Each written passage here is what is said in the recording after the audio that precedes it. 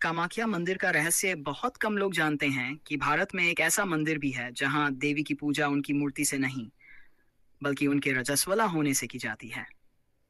यह कहानी शुरू होती है भारत के उत्तर पूर्व में, नीले आसमान, घने जंगलों और ब्रह्मपुत्र नदी के किनारे बसे उस पर्वत से जिसे नीलांचल पर्वत कहा जाता है।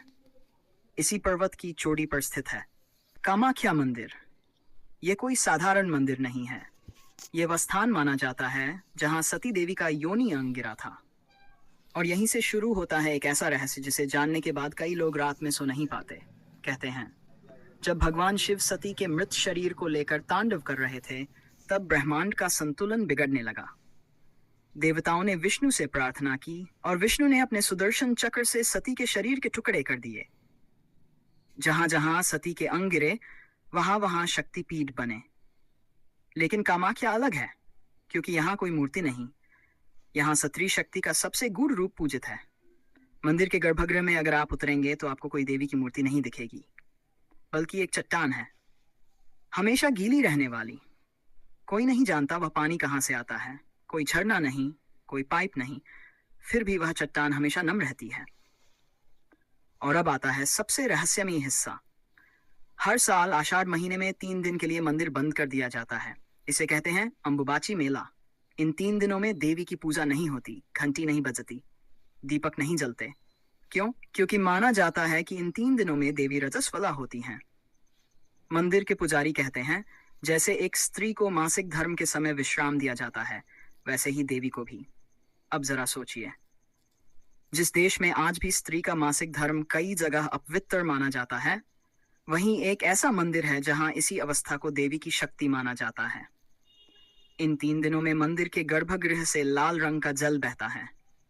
ब्रह्मपुत्र नदी का पानी भी लाल हो जाता है।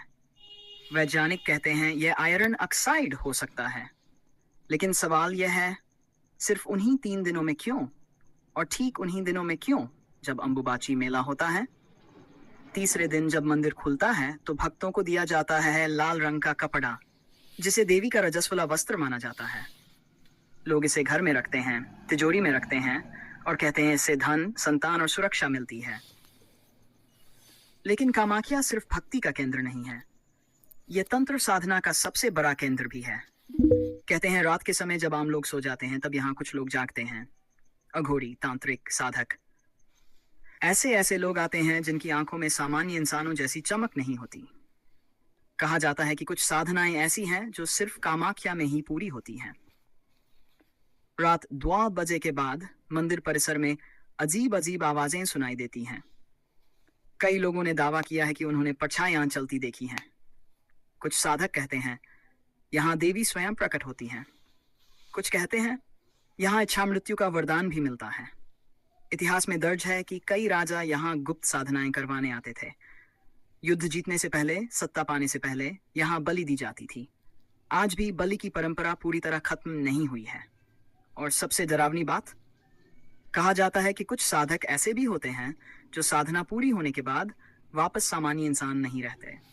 उनकी आंखें बदल जाती हैं, उनका व्यवहार बदल जाता है, जैसे उनके अंदर कोई और शक्ति आ गई हो। वैज्ञानिक कहते हैं ये सब अंधविश्वास है। लेकिन फिर सवाल उठता है, अगर ये सिर्फ अंधविश्वास है तो हर साल लाखों लोग यहाँ क्यों आते हैं? क्यों कई आईएएस नेता, बिजनेसमैन गुप्त रूप से यहाँ दर्शन करने आते हैं? क्यों आज तक मंदिर के गर्भगृह के नीचे की संरचना पूरी तरह नहीं जांची जा सकी? और सबसे बड़ा सवाल, अगर देवी यहाँ नहीं है तो फिर वह शक्ति क्या है जो सदियों से लोगों को खींच रही है? कभी कभी लगता है कि कामाख्या मंदिर कोई मंदिर नहीं, बल्कि शक्ति का जीवित केंद्र है। अगर आप ये वीडियो रात में सुन रहे हैं तो शायद आपको भी नीलांचल पर्वत की ठंडी हवा महसूस हो रही होगी। और शायद आप भी ये सोच रहे होंगे, क्या सच में देवी यहाँ आज भी जीवित हैं? या फिर कुछ ऐसा है जिसे इंसान अभी समझ नहीं पाया? कामाख्या मंदिर एक सवाल है जिसका जवाब हर किसी के लिए अलग है।